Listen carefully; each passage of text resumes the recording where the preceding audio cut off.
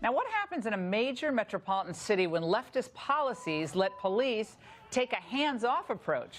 Well, what happens is violence, destruction, and innocent people getting hurt. That's what's happening right now in Portland, Oregon. Police stood idly by and let this happen.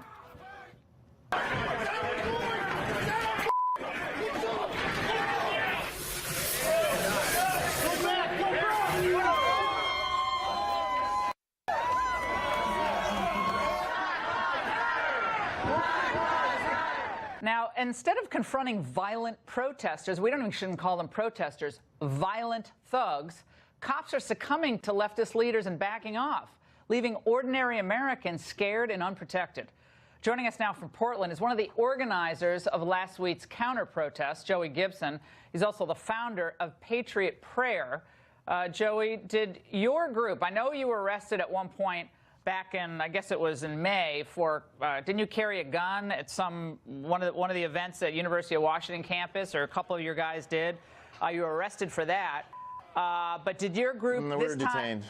What's that? We were detained for a second and then let go. Okay, you were detained and let go.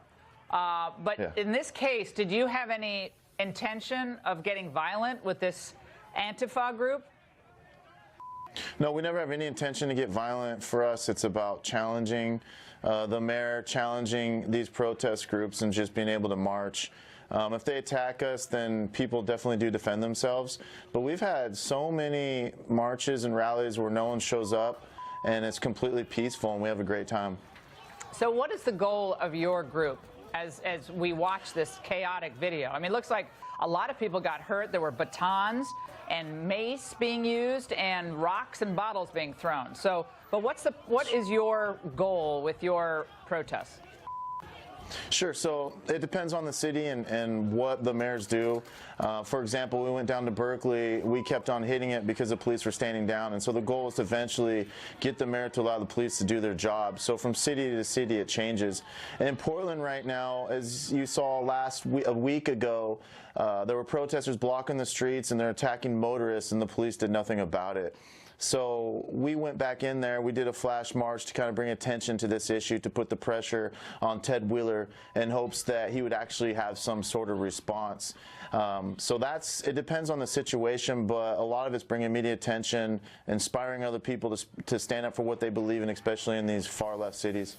And a statement was released tonight was it from the mayor or from the police chief? It was from the mayor, Ted Wheeler, who basically said, I'm paraphrasing, that there were a lot of bad people out there. It wasn't just one group that was violent. I mean, it was kind of a little bit murky, but in other words, intimating that your group was part of the problem out there. It wasn't just the Antifa crowd.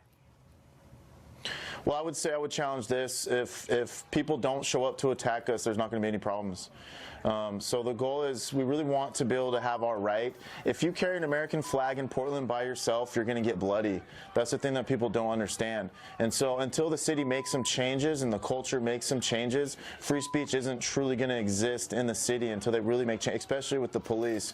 And another thing people don't understand is the police have slowly been changing their tactics in Portland, where they used to just stand back completely. They would never intervene. If you look at August 4th, they did do their job, and then even last Saturday, fights broke out that lasted maybe a minute and a half, and then they got everyone separated. Well, so I think that... Yeah, I mean, people should be able to protest and walk with an American flag without being attacked, and I don't like the black masks. I don't like any groups wearing black masks in public. If you want to protest and be there, be identified and be counted. Joey, thanks so much for being here tonight. We'll be following this very closely. And you'd think that Portland's Mayor Ted Wheeler would have noticed what was happening by now, but he's actually pretty supportive of police backing away generally from confronting violent protesters. Former LAPD Detective Mark Furman joins us to react. Mark, you've been seeing this Antifa stuff happening for some time. Now, what kind of message does it send to the people of Portland when their mayor is encouraging cops to kind of stand down and tolerate these violent street protesters and basically leave citizens to fend for themselves? Well, Laura, it's pretty obvious. You're telling the protesters they now have a venue that they can basically kind of bully the police and know that at the very least there might be a few people arrested, maybe a few skirmishes or altercations with the police, but by and large, they're going to be able to do pretty much anything they want. Well, it seems that this has happened now on multiple occasions. We've heard almost nothing from Democrat leaders about these attacks by this. It's mostly this Antifa group, of course. We saw it in Washington even after we had a protest here recently. We've seen it, of course, as Gibson said, in Berkeley. But not just there. We saw it at these WTO, anti-WTO rallies before that. Sometimes at Occupy Wall Street, things broke out. So this has been ramping up over time, Mark, and it seems that police just do not have a good handle on this. Oh, they have a good handle on it. It's the politicians and the leaders in the upper echelon of police departments and city government that do not allow the line officers. And I'd like to apologize to all the line officers in all these cities. We know it is not you. Your fellow officers, your retired officers, people know it is not you. If you want to actually confront these groups, once they deviate from the policy and the permit guidelines, it is now an unlawful assembly, and then you take action. But Laura, the thing that the cities actually do is they make it impossible for the police to actually do that. They don't give them the absolute manpower and the reserve manpower. They don't give them city buses to transport people they've arrested, set up field jails, and actually have a system where they plan on maybe arresting 100, 200, or 300 people. They want it to go away. They want to hold their breath. They want to hope that there's only a couple altercations and nothing happens and nothing's burned down and nobody's murdered, and then they can sigh. Yeah, but that's what they do. Yeah, well, I want to and play it's something. not the line officers. You're right. It's not the line officers, and I want to be very clear on that. But the Portland mayor, Wheeler, did speak out, and just listen. I was appalled by what I saw in the video, but I support the decision of the Portland police bureau not to intervene. Listen, this whole incident will be investigated. So he supports the decision not to intervene. Very quickly, close it out for us.